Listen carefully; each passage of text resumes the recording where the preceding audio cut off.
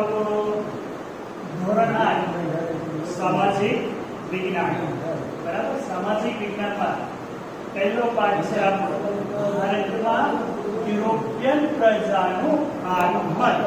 તો યુરોપિયન પ્રજા એટલે કે તો તમને બધા નામ તો ખબર છે કે અંગ્રેજો હતા, પણ મિત્ર અંગ્રેજો તો આ સૌથી છેલ્લે હતા. એ પહેલા પણ ભારતની અંદર ઘણી બધી એવી પ્રજાતિઓ ભારતની અંદર આવી ચૂકેલી છે.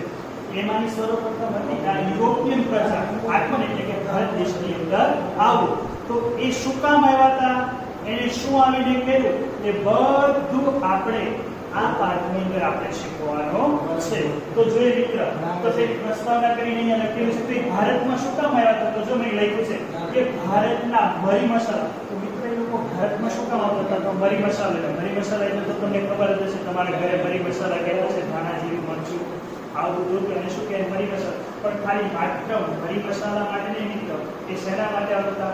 આ ઉપરાંત ભારતના સુતરાઉ કાપડ, મલમલ, રેશમ, તેજાના આવી બધી વસ્તુઓ લેવા માટે આ યુરોપિયન પ્રજાને આપણા ભારત દેશની જરૂર પડતી હતી. શું કામ?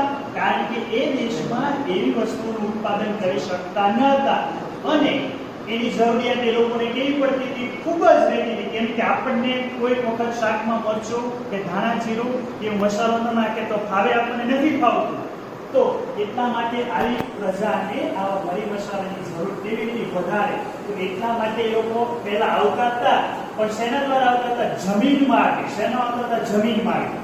પણ ધીમે ધીમે જમીન માર્ગે આવતા હતા, પરંતુ સમય જતા બાદ છેલ્લે તુર્કોએ, કે તુર્ક નામનો દેશ છે, જ્યાંના મુસલમાન લોકોએ કોન્સ્ટન્ટિનોપોલ જીતી લીધું. કે એ જે રસ્તેથી આવતા હતા ત્યાં કોન્સ્ટન્ટિનોપોલ હતું. એ તુર્કોના મુસલમાનોએ એક વિસ્તાર જીતી લીધો. તો જીતી લીધો મિત્ર, એટલે આ યુરોપિયન પ્રજાને ત્યાંથી જવાની મંજૂરી એને આપી નહીં. તો છેવટે યુરોપિયન પ્રજાને શું કરવું પડ્યું, વસ્તુની તો જરૂરિયાત ખૂબ જ હતી. તો એટલા માટે એને શું કર્યું કે જમીન માર્ગ પછી એને કંઈક નવું જવા માટે વિચાર્યું, બરાબર?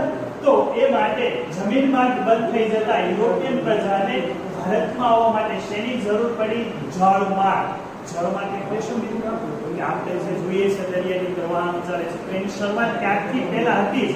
તો એટલા માટે એને શું કર્યું કે ભારતમાં આવવા માટે પહેલા જમીન માર્ગ સરળતા હતી. તો એટલા માટે એને શું કર્યું, એક જળમાર્ગનો એક ઓપ્શન કાઢ્યો, અને એના દ્વારા એ ભારતમાં પહોંચ્યા. પણ એ પહોંચવા માટે પહેલા તો જળમાર્ગ શોધવો પડે. તો એ કોણે શોધ્યો, કેવી રીતે શોધ્યો, એ આપણે હવે જોઈએ. તો એના માટે મિત્ર પહેલો તો ક્રિસ્ટોફર કોલંબસ નામનો વ્યક્તિ. મિત્ર આ બધા નામ એવા હોય કે આપણને બોલવામાં થોડો ખચકાટ અનુભવે. શું કામ?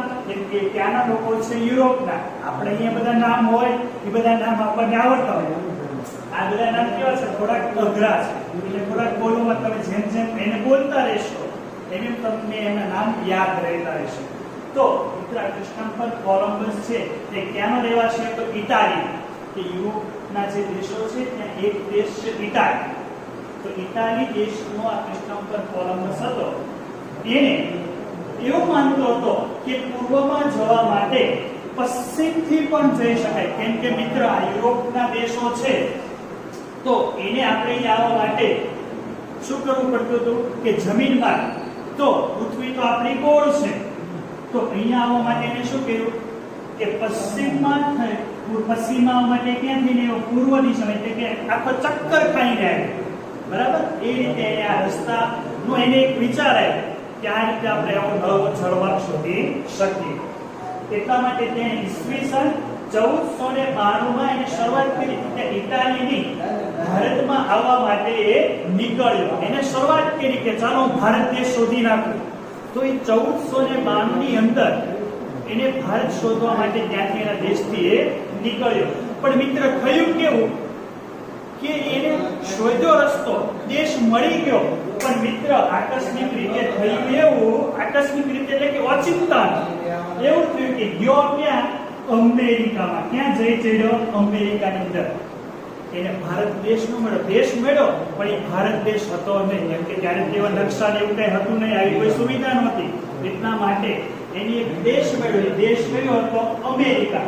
અને જ્યારે અમેરિકા ગયો ત્યારે તો એને જ્યાં સુધી જીવંત રહ્યો એટલે કે જ્યાં સુધી જીવન મિત્ર ત્યાં સુધી મજાની વાત તો એ હતી કે એને તો એવું જ થયું કે મેં શું શોધ્યું છે ભારત દેશ, પણ હકીકતમાં હતો કયો દેશ? અમેરિકા દેશ હતો. એને ભારત દેશ શોધેલો હતો નહીં. આ રીતે મિત્ર પેલો કોલંબસ નીકળો તો ખરો, ચક્કરે માર્યો, પણ એને દેશ મળ્યો કયો? અમેરિકાને. અને જ્યાં સુધી જીવન ત્યાં સુધી એને એમ જ હતું મેં ભારત દેશની શોધ કરી, મેં ભારત દેશની શોધ કરી, પણ એ ભારત દેશ હતો નહીં. અને એ માનતો હતો કે એને હિન્દુસ્તાનની શોધ, ભારત દેશ, હિન્દુસ્તાન એટલે કે ભારત દેશ.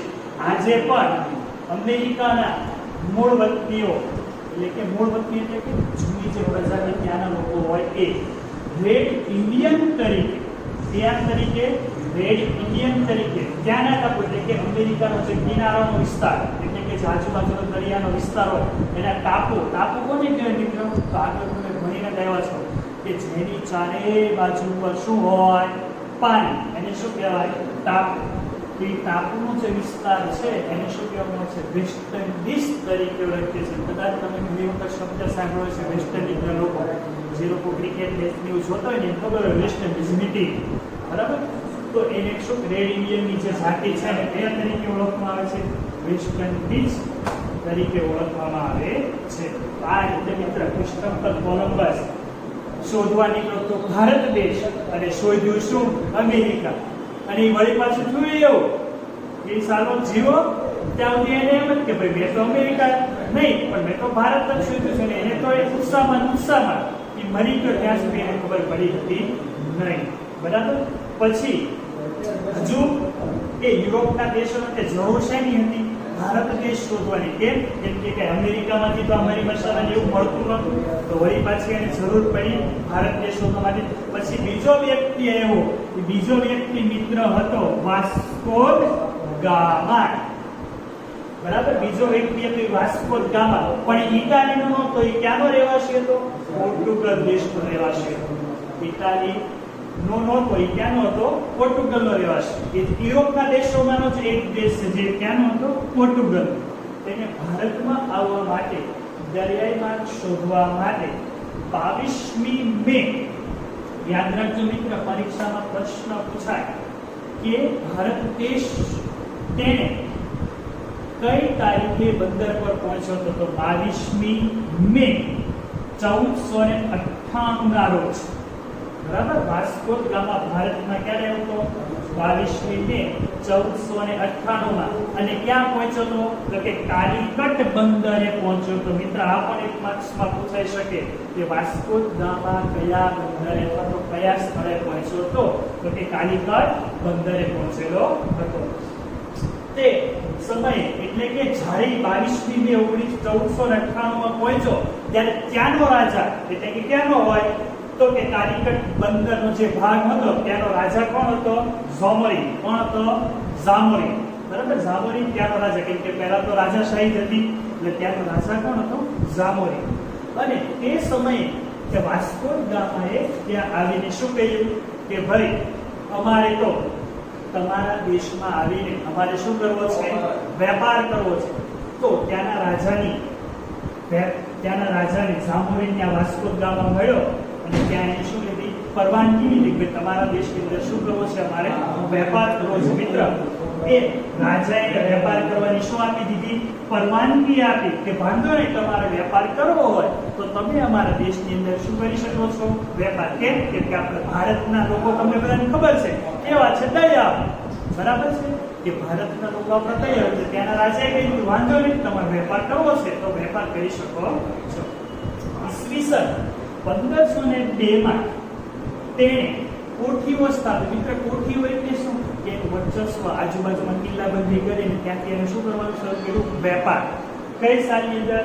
ઈસવીસન 1502 માં. કઈ જગ્યા પર સ્થાપી હતી? તો કે કાલિકટ બંદરે. કઈ જગ્યા પર સ્થાપી હતી? ઈસવીસન 1502 માં પ્રથમ કોઠી સ્થાપી હતી. ક્યાં? કાલિકટના બંદર ઉપર એને આ વાસ્કો ગામાએ પહેલી કોઠી સ્થાપી હતી.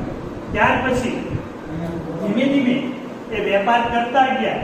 એ વેપાર કરતા 4 વર્ષ વીતી ગયા. ત્યાર પછી ઈસવીસન 1506 ની અંદર કે 4 4 વર્ષ જેવો વેપાર કર્યો પછી ધીમે ધીમે ઈસવીસન 1506 આવી ત્યારે આ વાસ્કો દ ગામાએ જે પોર્ટુગીઝના લોકો છે એને પોર્ટુગીઝ લોકોએ શું કર્યું હતું? ગોવા જીતી લીધું એટલે કે આખા ગોવા ઉપર પોતાનું રાજ્ય સ્થાપિત કર્યું. કઈ સાલની અંદર?